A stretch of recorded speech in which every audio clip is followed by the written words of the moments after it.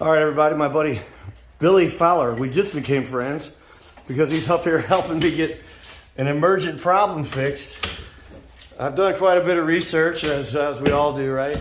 And these springs last about 10,000 cycles up and down. Is that right, Billy? That's correct. And you can see me filming here. Turn on an extra light over there.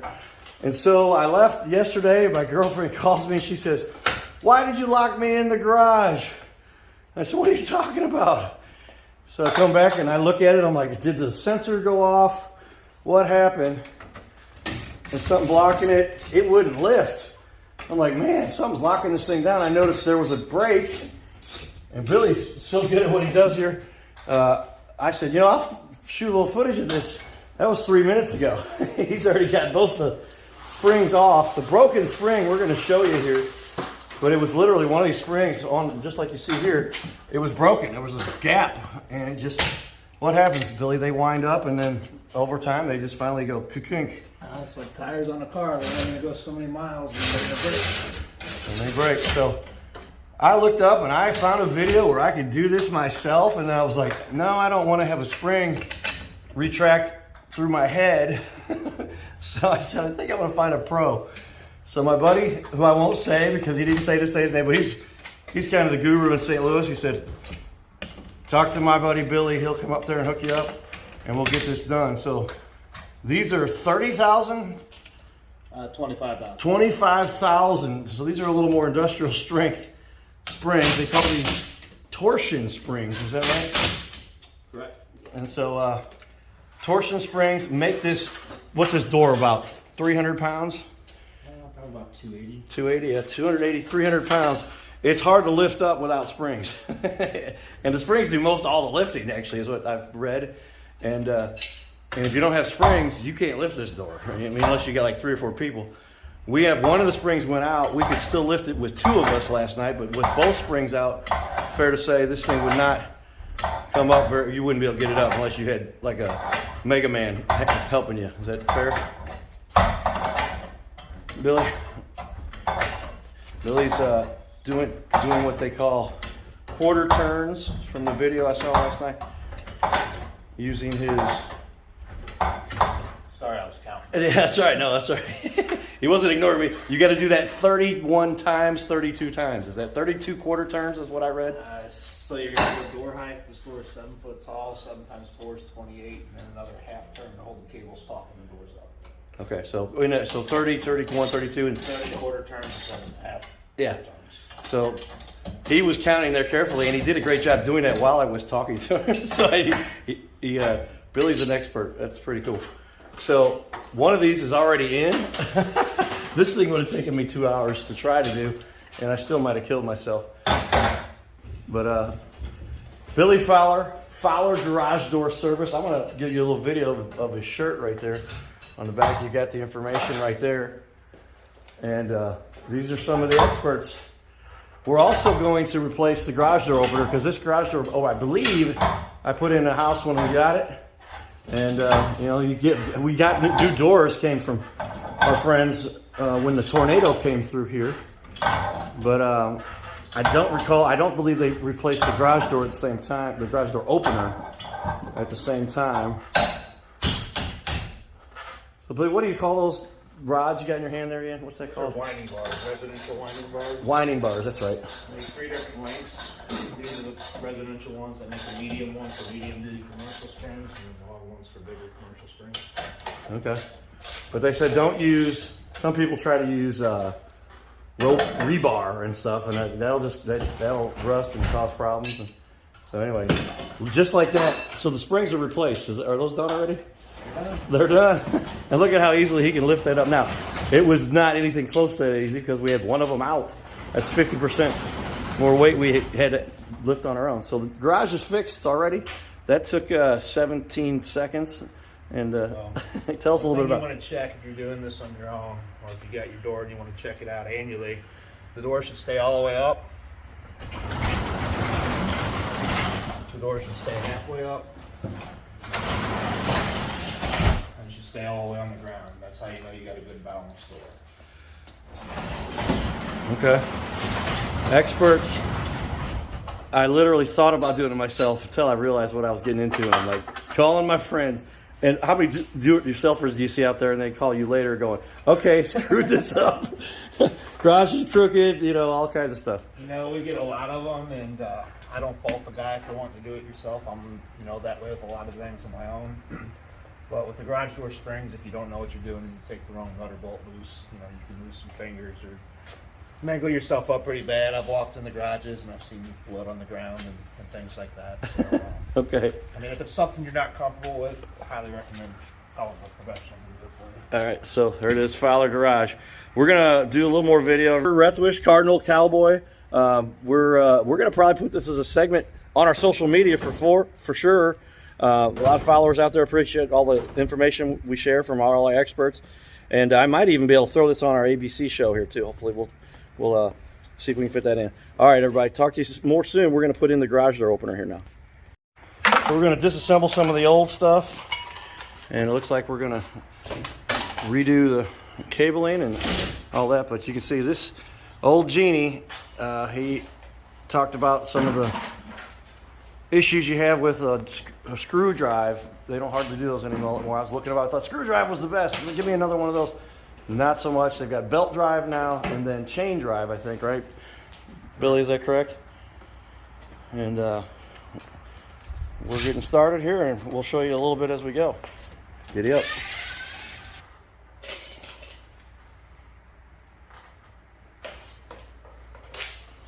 So we're taking away the old genie and gonna replace just about everything here. Chamberlain is what they're got here. This is a LiftMaster. Okay, is that Chamberlain? Chamberlain makes LiftMaster. Okay. Craftsman is Master Mechanic. Okay. It's all the same company. This is just the professional version of what you can buy in the store.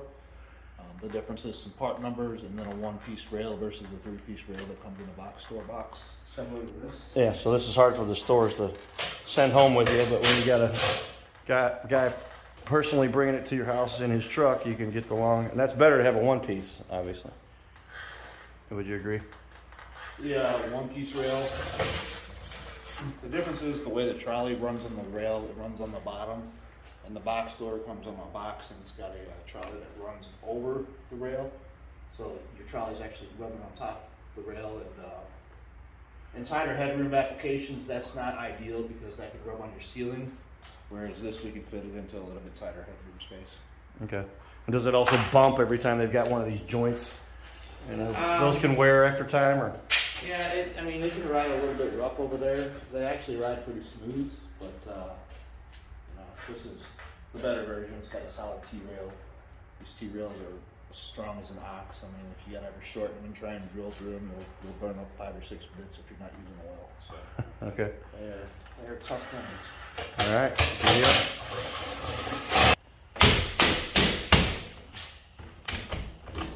So not the best mounting job when it was put in initially, but Billy's going to fix that.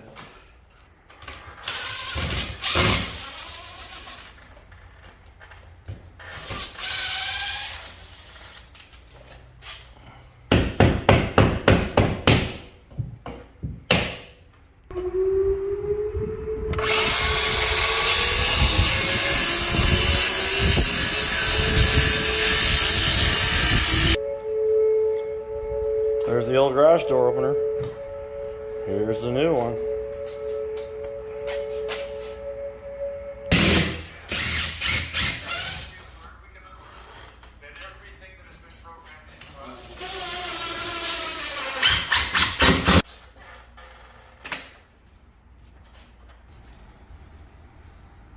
So we do still run wiring. I know a lot of things have gone wireless, but Billy, wires are still very important. I noticed to remove the old sensors. None of the stuff's reusable. They don't interact with each other. New sensors that are going to be probably, what do they call those, the eyes? Is that right?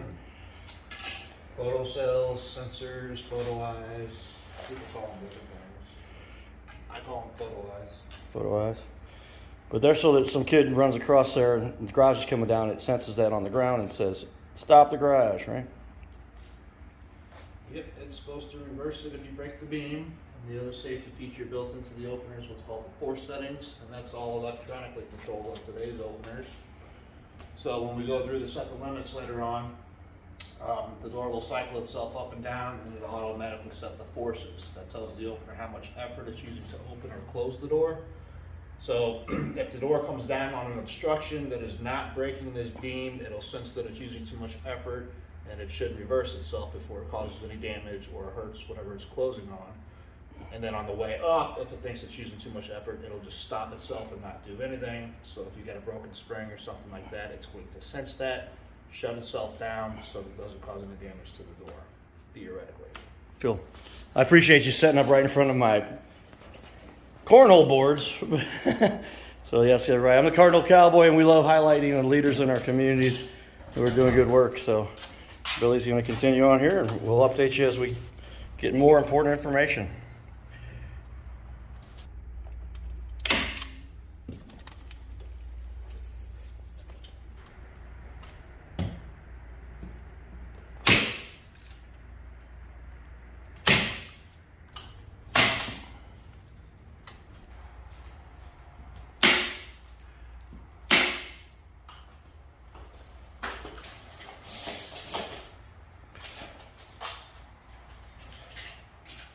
So this is a chain drive. What's it? I know belt is kind of the other alternative. What's kind of benefits and features of each, real quick? The chain drive is a little bit louder because right here is your gear and sprocket assembly. This is what the chain wraps around. This is what moves the trolley up and down. It's connected to your door, moves your door up and down. So you got metal on metal here with a chain and a metal sprocket.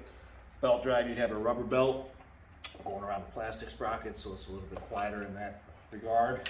And then Yeah, I'm not too worried about quietness. My bedroom's a good distance away, but is a chain more durable? I mean, chain seems to me like it's all metal versus a belt. It does have a metal core in it, right? But it's still the belts are built like tires today. They got steel ribs that run through there. The belts used to be guaranteed for life. I think they're around the 15-year warranty. I'd have to look it up. I don't do a lot of them. But the belts can dry rot over time. It depends on what type of climate you're in, things like that. So we've had to replace belts sometimes, and I've also had to replace the chains sometimes because they rusted and broke. Both of them are very durable. So. But the screw drive, old style, those are just kind of going away. They're still around, but they're just loud. They're high maintenance. They rattle a lot. You got to put like a low temp grease in that screw drive to keep everything nice and quiet for you. They're just messy and noisy. They're actually built for the old one-piece shin kicker doors I got in California. And then just kept them around for sectional doors. Most garage door guys I know prefer belt or a chain opposed to a screw drive all day. Okay, giddy up. So we just put in the garage door. It's up on top here. Getting ready to mount it. Tell us what you're doing, Billy. So we got the front of it mounted, and if we were to reuse these backdrops that were currently here, when we put this up, you notice how high above the door the opener's sitting here? This thing was hung level. You don't want it to be hung level. You want the back of the opener to sit about an inch and a half off the top of that door. So what I'm going to do is go cut some new drops, extend these, and then I'll show you why when I get it mounted, why we don't want it hung this high. This has to do with gravity, maybe. I don't know. Has to do with the way the J-arm starts to move and puts pressure going down on that door rather than pushing the door towards the header. This is why you need a professional installing for you, everybody. So if you're looking for guys who do it professionally, here they are. Fowler garage door. And they got good looking trucks because they do well and do it right. Get a hold of these guys. Billy is literally working at this moment in the garage. We had a ladder party here apparently. There we go. So we're installing the extended bars now that'll get this thing to the level it should be, which is a little bit up, you said. So that's so it doesn't wear out. You don't want this thing wearing out. Is that right, Billy? That's right. You want it at a little bit of an angle so that it doesn't wear out. Yeah, I'll explain that in more detail here in a minute.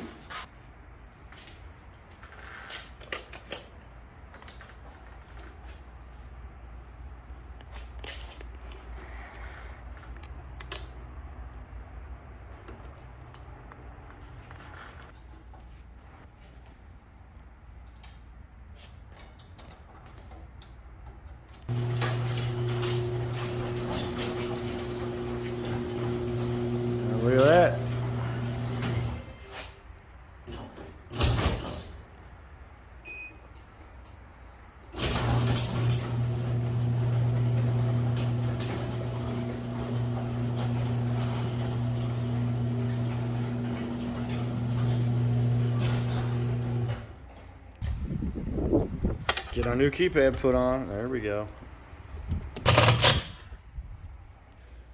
Well, Billy, tell us what we had here, what went wrong, and what you fixed, and why we got a lot better situation now. Well, I had an old Genie screwdriver, the circuit board went out in it, and whoever owned the opener before just used this little piece of 1x. They span it across the cripples up there, and that's what they used to mount the opener to, the front of the opener, and that failed over time and pulled out of the front. So we put a 2x8 up there with 3 4-inch screws going into the studs, so the front of the opener is not going to come out. It's a little bit cleaner. On the opener in the air, the old drops were 28 inches long, and that sets the opener about 6 inches up above the door when it's open. It's too high. So we redid the drops. These are now 31 inches long.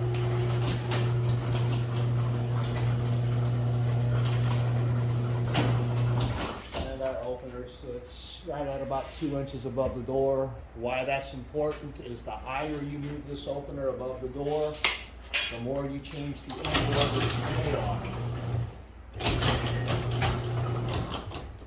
When we get this going more straight up and down, when the opener starts to move, it pushes down as it's moving. You want the opener to push the door towards the header. It takes less stress off this top section. With the double-sided steel door with a strut going across it, it can handle a little bit more wear and tear than say like a 25 gauge steel door from Home Depot or something that doesn't have a 2 or 3 inch strut on it, and over time it will destroy the top section. So if you're a do-it-yourselfer at home having an opener, make sure that you're not hanging the back of it any more than 2 inches above the door. We did all the photo eye wiring, hooked it up, ran it up and down, put springs on it, everything's working nice and smooth.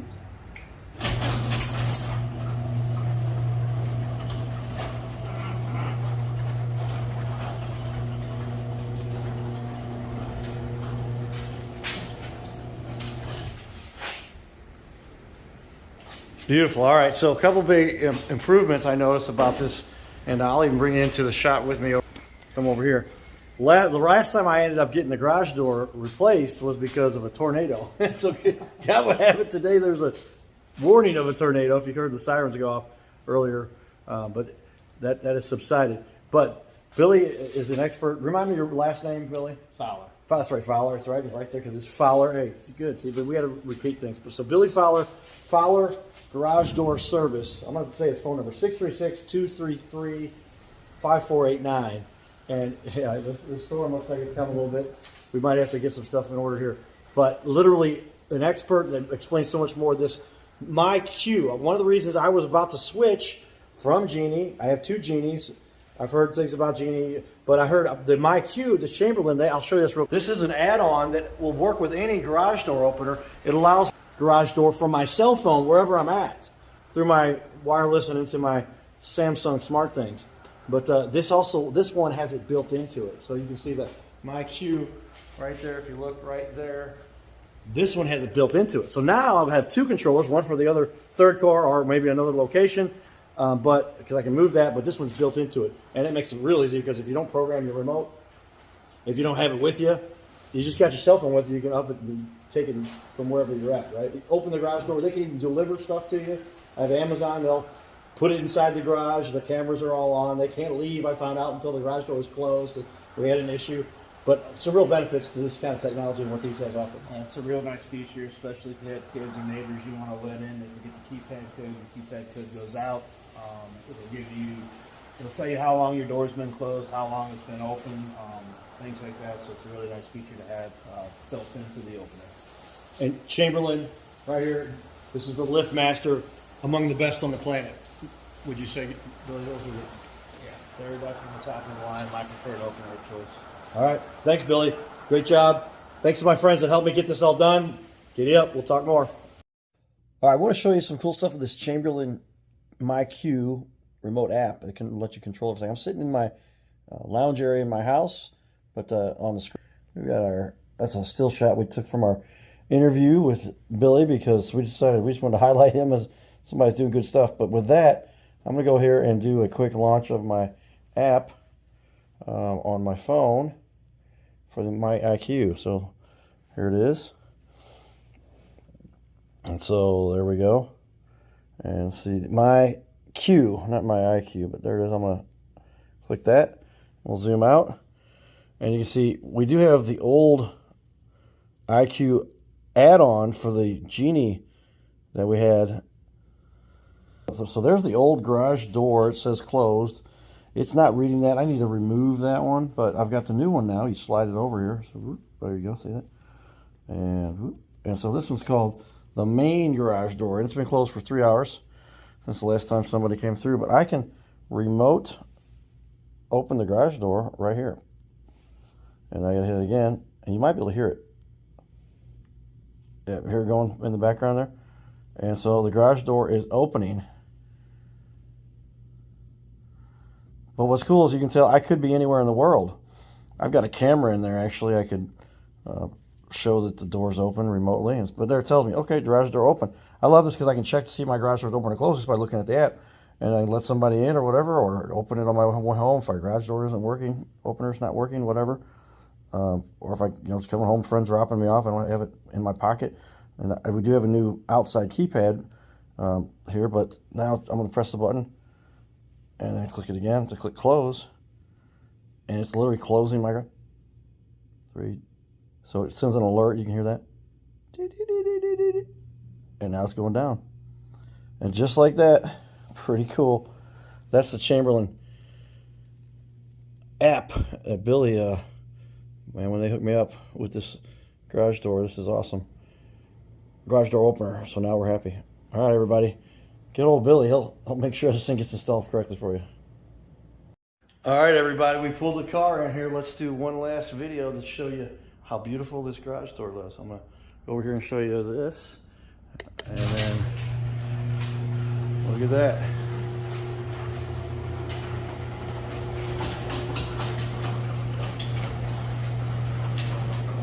Oh, yeah. And so here's our guy. This is Bill. Thanks, Bill. Get up.